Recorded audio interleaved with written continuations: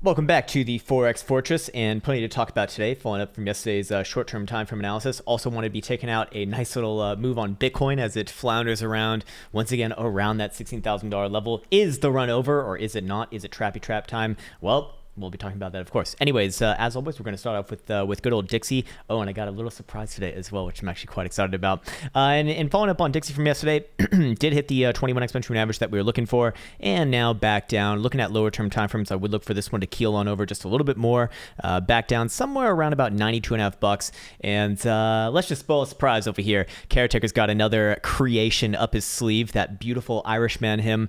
And looking at it over here, just kind of referencing the lower term time frames, I'd be looking for a little bit of downside momentum to take over here as well. On top of that, is that going to help round out some biases on these major US dollar pairings? Hopefully, yes. Hopefully, it will be of some use. I just want to check out the daily just once again. Yeah, overall, if we do come back down to that $92.5 region, that would once again be alongside our long-term, very, very long-term macro, you might even say, support coming in from what is this? January 2018, of which I'm still looking at this as a bottoming area long term, as long as we are essentially closing weekly deltas above that region. So with that in mind, let's run down the list here and check out what good old Aussie dollar is doing. I think we'll start off on the lower term time frames first, and I'd have a little bit of a downside bias, likely coming back down to about 72.5 cent, which I believe that we had the same target on yesterday, and we did hit it apparently. Looking at this 4 hour right here, I'd actually be looking for it to keel back on over and puke that very anemic rally back on up. But of course, because it is nearing towards the end of the week here, Friday is tomorrow after all, we should be looking at the daily and weekly just for reference. And I'm still looking at likely a major top being put on in this region as well, but I really want to be seeing the weekly closure to kind of judge the more long term on this. As long as it's above the 200 simple, it's kind of hard to hate. You know, it's just one of those hard and fast rules. But the second that we start to lose that, especially on a weekly closure, which by the way, I believe would be below, or actually it's right at 72.5 cents. So very interesting how those levels do seem to match up with each other. Then I would be looking for a greater pullback, probably coming into the next month of action. Anyways, over here, I am curious what Caretaker has to say about this one as well. And looking at it as it is, come on, show it to me, baby. It actually says essentially a neutral bias right here, so fair enough. Fair enough, Caretaker. I'll take that one in kind, but yes, if I'm looking at my traditional tools over here, I'll be looking for a little bit of downside action, likely coming back down, like I said, to about maybe a little bit below about 72.5 cents. Moving on to Cad Dollar, what do we got right here? Trading very similarly to Aussie Dollar, actually, funnily enough. I'm curious what the daily looks like. Daily looks like a little bit more of a bouncy bounce, maybe even all the way back up towards about 76.5. Or I guess we're already at 76.5. This one has very small margins here. It would be about 76.65. I want to be super exact. I'm curious what Caretaker has to say about this one as well, because I don't really have as strong as a bias on this one. But if I did have to have a bias, I would be looking for a little bit of upside action here. And he would actually, no, he doesn't really have a strong one here either.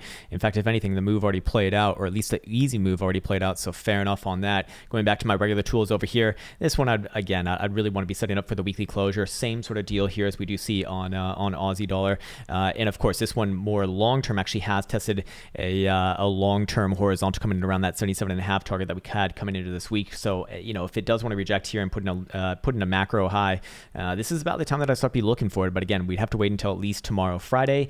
And if I did have to call it extremely short-term, I probably would be looking for a little bit of a push back up, like I said, around 76.69, we'll call it, anywhere around there, and then we'll come back to it tomorrow.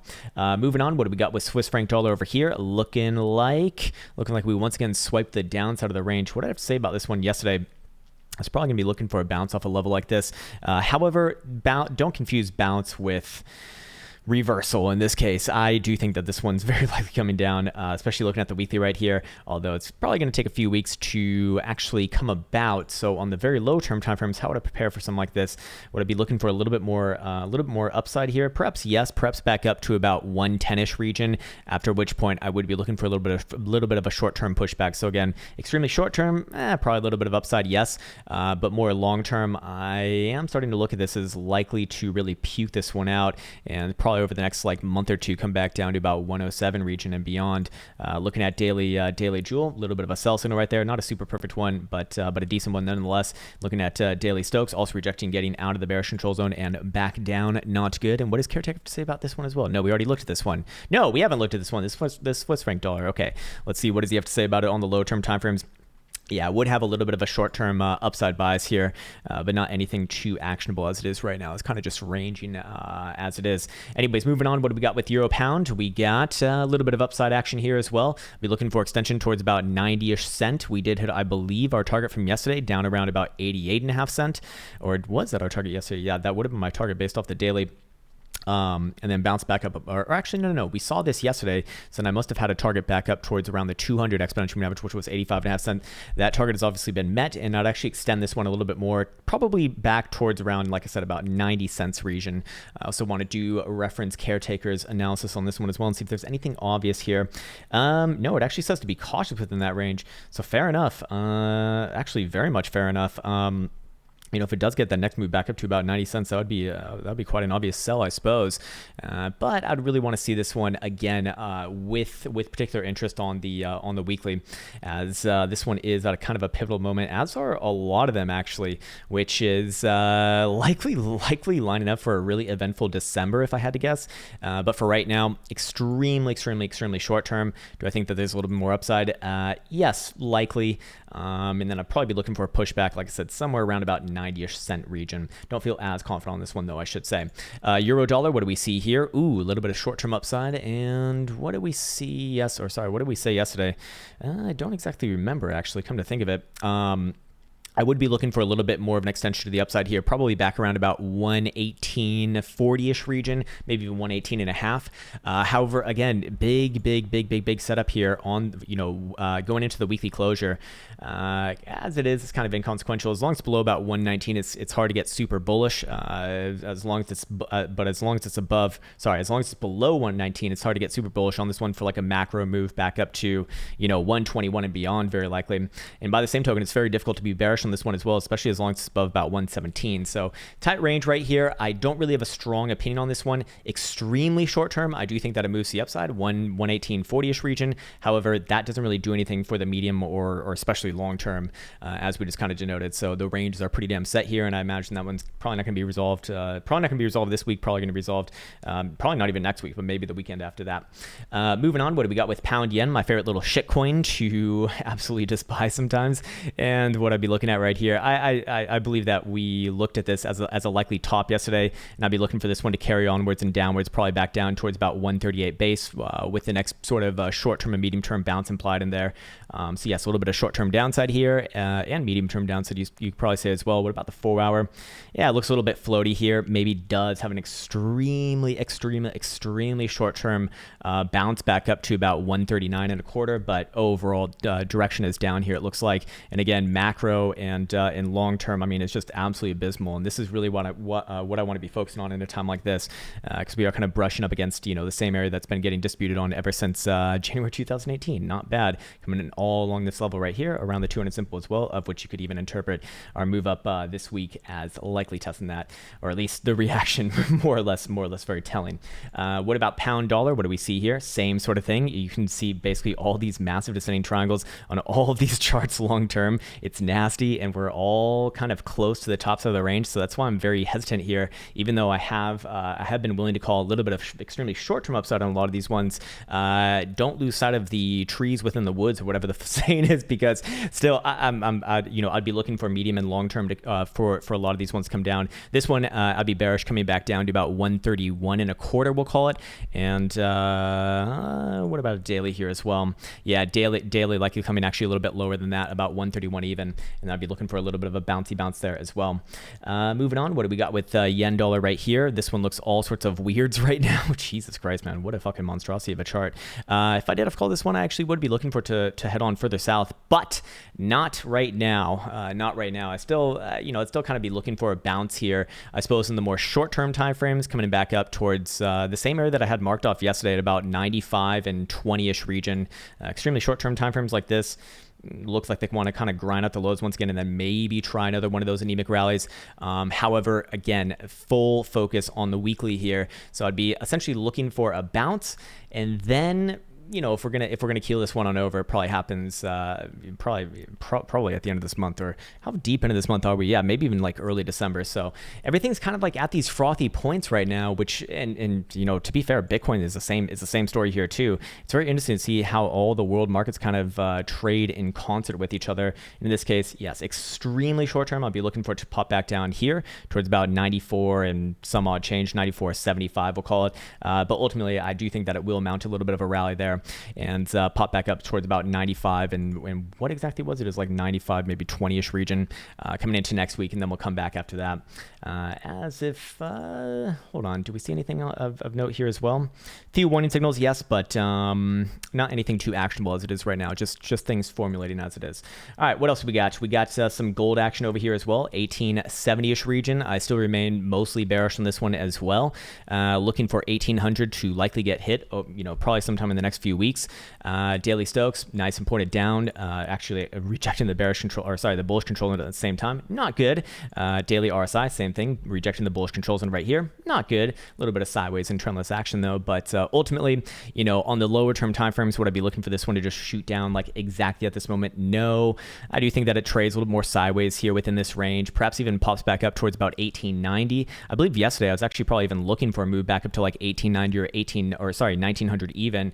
Obviously didn't get that one, so I will be wrong on that one, yes. But I still do think that it's likely to give a test up around there. I don't think that this one's like moving exactly at this moment in time. I think that this one's going to take probably take a few weeks for it to finally reach for that lower 1800-ish level, at which point I'd be looking for a greater bounce. That's where I become a little more interested in, once again, potentially a long-term trade if I do want to be trading that one. All right, moving on. What else do we got? We got some Bitcoin action over here. Fucking yes. All right, so let's talk some Bitcoin. Let's talk some Bitcoin right now. Let's actually go back to my regular Bitcoin chart.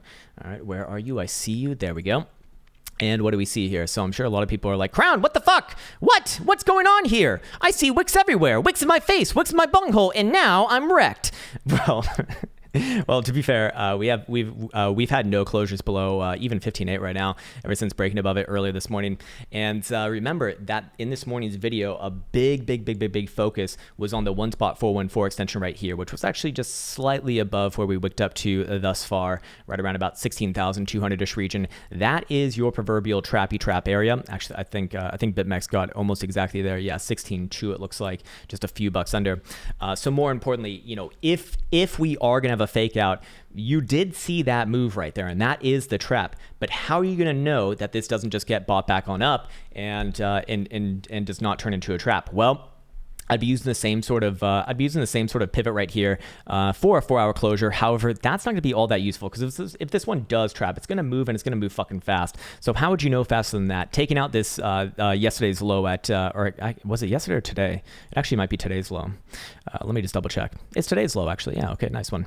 If we take out today's low, which was just the 15,450 tick, which was the test of the 12-hour 10-symbol moving average, then yes, I would be looking for this one to keel on over a little bit more. Probably a short-term move to the downside would be initiated somewhere around about $15,000 base, anywhere around this. Well, I guess it wouldn't necessarily hit that rising trend line anymore. But why do my charts keep on not saving? This is so maddening. I fucking hate you trading views sometimes. But basically, I'd be looking for a move down here, which, yeah, around about 15,000 bucks, 14,950 for the lower echelon of that. And while I would be looking for a short-term bounce there, just by coming back down there, or even just taking out today's low, would not be interpreted as like strength. It would not be interpreted as good at all.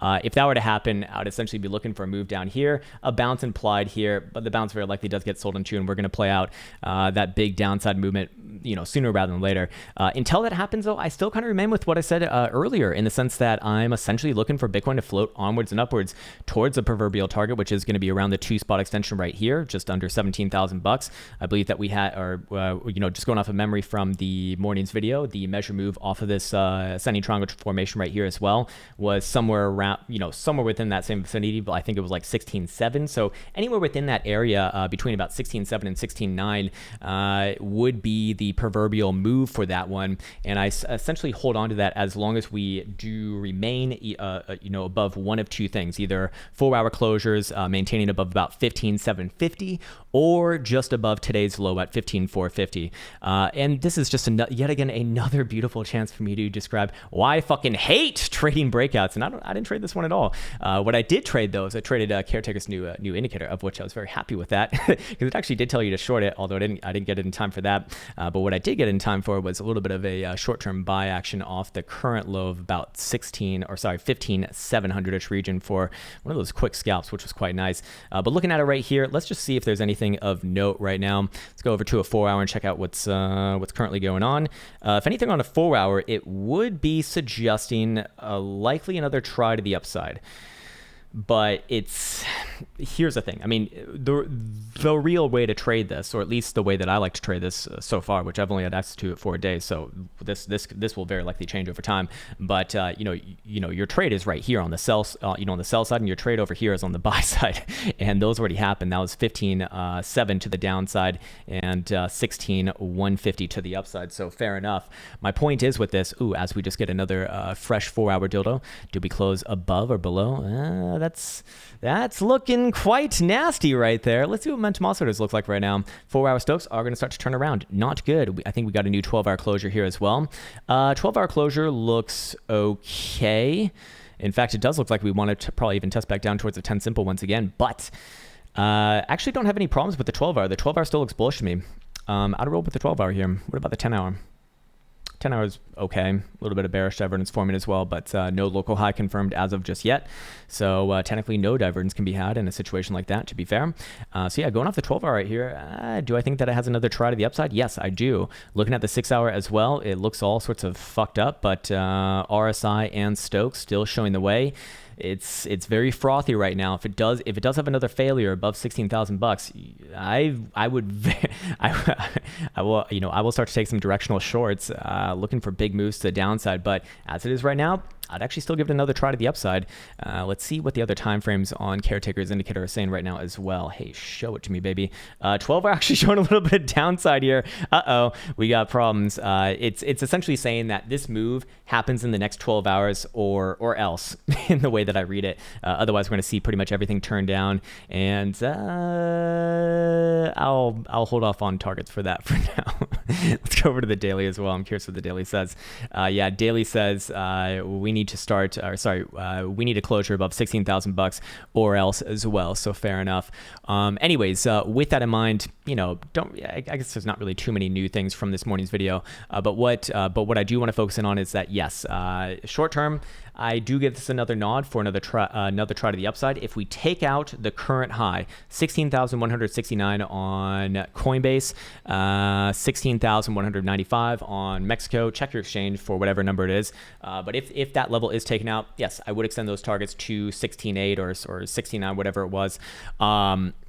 And that is my general disposition, to be fair. That that would be one of my rules. Again, I'm not trading a fucking breakout like this. I have no interest, because remember that from this morning's video, while I'm not going to do like a full-on dissection on it right now, we spoke about a lot of reasons why the upper $16,000 region is riddled with a lot of cautionary areas. So I keep a keen eye on that. Of course, what I'd also want to focus on as well is just the fact that it's the fact that we did kind of hit that trappy trap area. So could it be happening from right here? Yes, but like I said, at the same time, I still want to see one of two things happen to really confirm that we are going to be playing out one of those trappies. And option number one would be any sort of a 4-hour delta closure below 15,750, or taking out today's daily low at 15,450. Doesn't need to close below 15,450, by the way. If it just ticks below there, I'd extend that move down to just below 15,000, probably bounces there, and then continuation probably over the next week or so to the downside, initiating moves much further down. But for right now, still give the nod to the upside. And with that said, I'd like to wish you the best of the best and the happiest of the happiest. Take care, and until next time.